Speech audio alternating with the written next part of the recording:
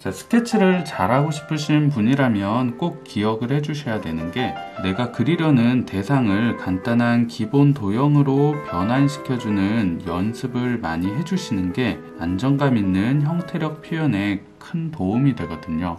자,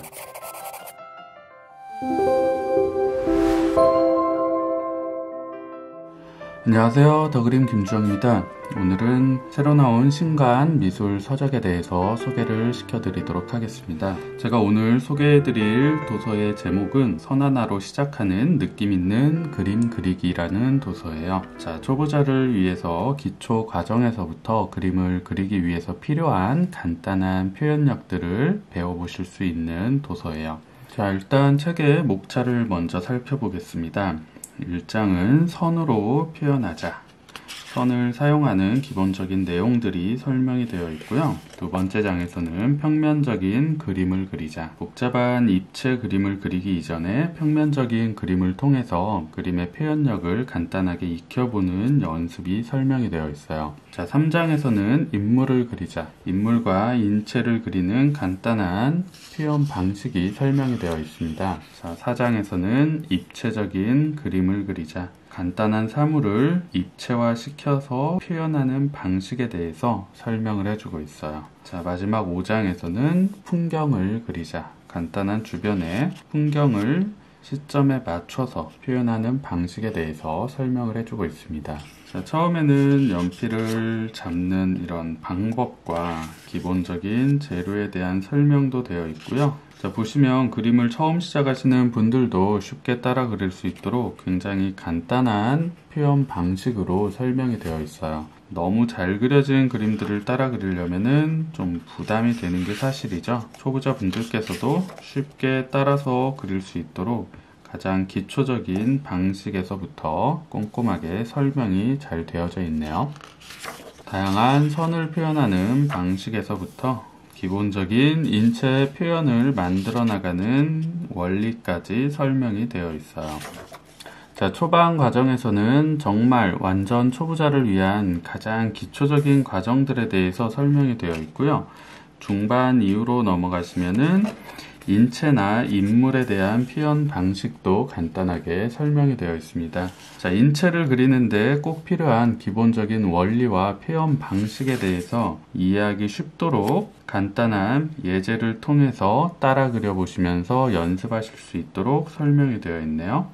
이런 1점 투시도법, 2점 투시도법에 대한 기본적인 이론에 대한 설명도 자세하게 안내가 되어 있어요. 이런 투시도법에 대한 부분들은 초보자분들께서 그림을 연습하시는데 가장 중요한 핵심 이론이기 때문에 이런 투시도법에 대한 부분은 꼭 한번 학습을 하시면은 그림 표현에 굉장히 많은 도움이 되실 거예요. 자, 이 과정이 굉장히 중요한 과정이에요. 자, 기본 도형으로 변환한다. 자, 이런 내용이 굉장히 사실은 중요한 과정이거든요. 사물을 그려나가실 때 사물의 관찰하는 방법, 사물을 간단한 기본 도형으로 변형을 시켜서 형태를 보다 안정적으로 표현하는 방식에 대한 설명을 한번 해드려 보도록 하겠습니다. 자, 사물의 표현을 정확하게 스케치해주기 위해서는 내가 그리려는 대상을 간단한 기본 도형으로 먼저 해석해 주시는 능력을 기르시는 게 가장 중요해요. 자, 일단 제가 주전자의 이미지를 한번 그려볼게요. 이 주전자를 어떤 식으로 해석해서 그림으로 표현하는지 한번 잘 따라서 그려보시길 바래요. 자, 기본적으로 원기둥의 형태이기 때문에 기본 형태는 당연히 원기둥의 기본 베이스로 잡아주시는 게 좋겠죠. 자, 윗면의 뚜껑 기본 형태를 가볍게 잡아주시고요.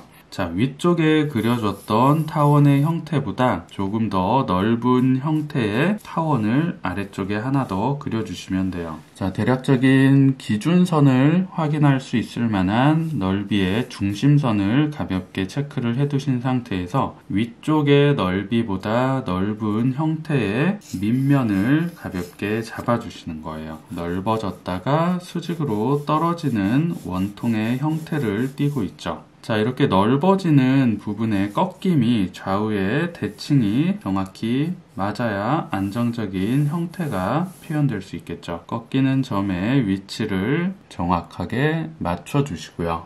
자, 아래쪽에도 이 넓이의 폭이 딱 맞는 원형의 형태를 그려주셔야겠죠. 자, 우측과 좌측의 꺾이는 위치는 항상 대칭점이 맞게끔 체크를 해주시는 거예요.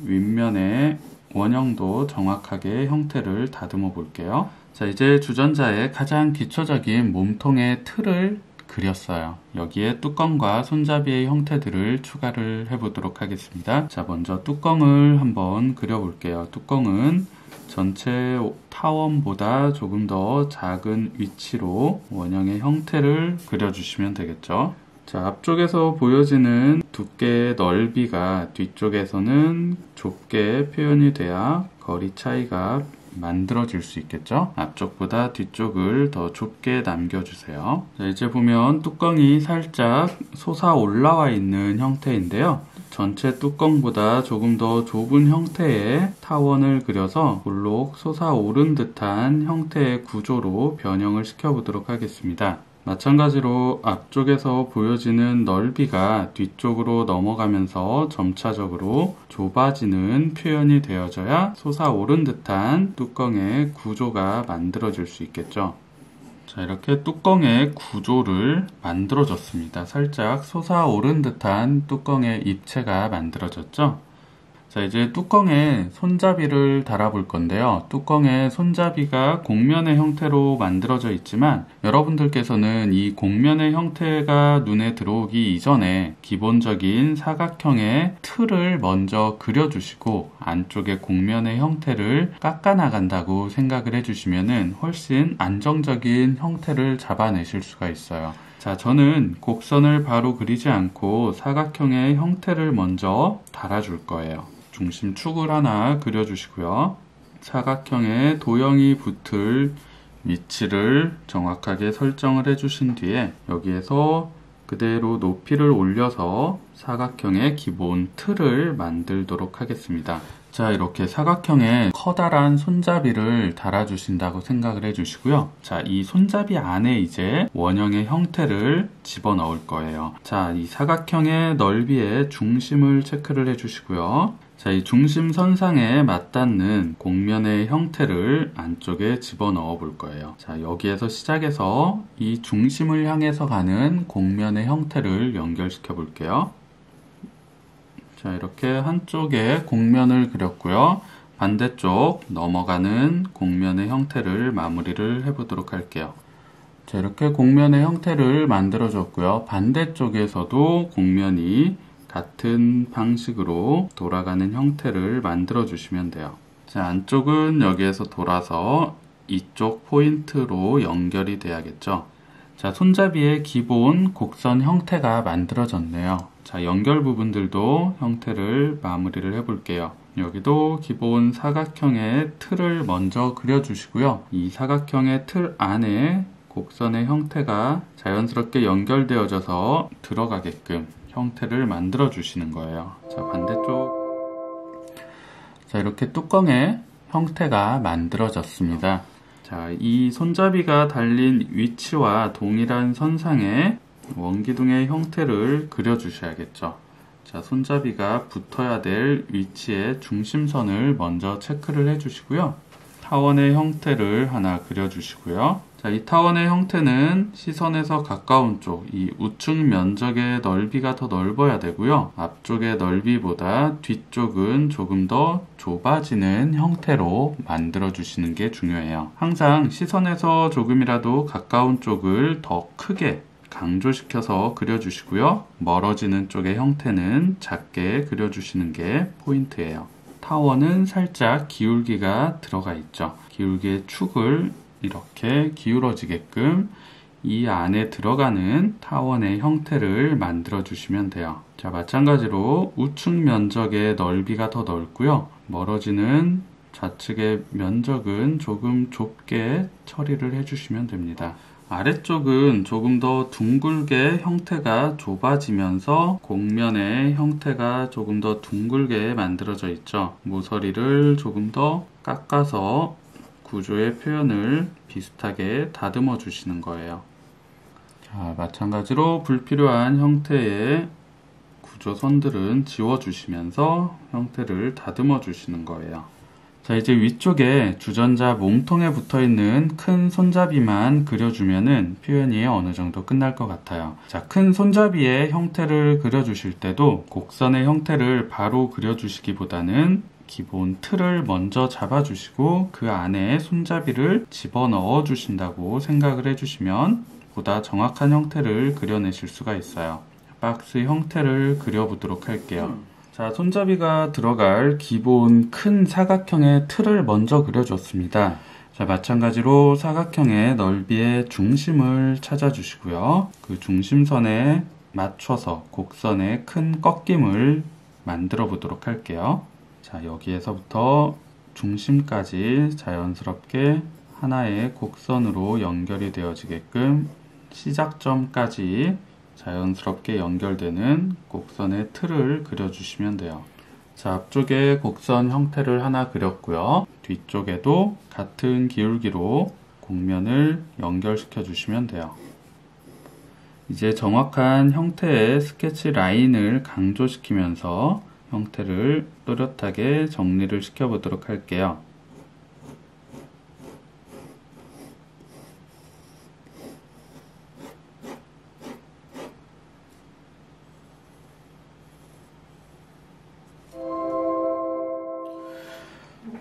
이런 식으로 간단한 기본 도형의 큰 원리를 활용해서 복잡한 형태의 구조를 안정감 있게 그려내실 수가 있어요. 자, 이렇게 형태 표현 이후에는 가볍게 명암의 표현을 깔아주시면서 라인으로만 그려진 스케치에 보다 입체적인 구조의 형상을 만들어내실 수가 있습니다.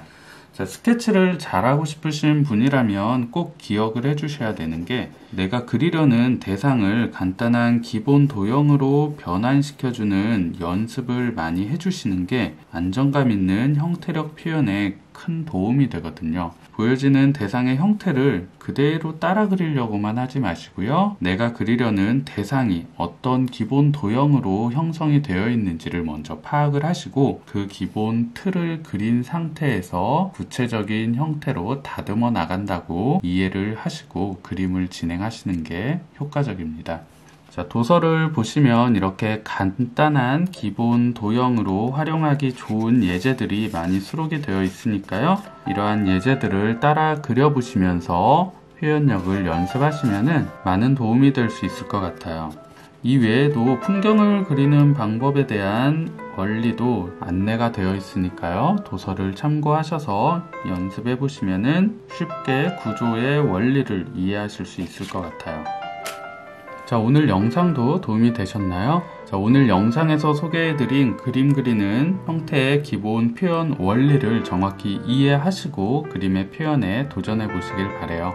자, 다음에 더 유익한 영상으로 찾아뵙도록 하겠습니다. 시청해 주셔서 감사합니다.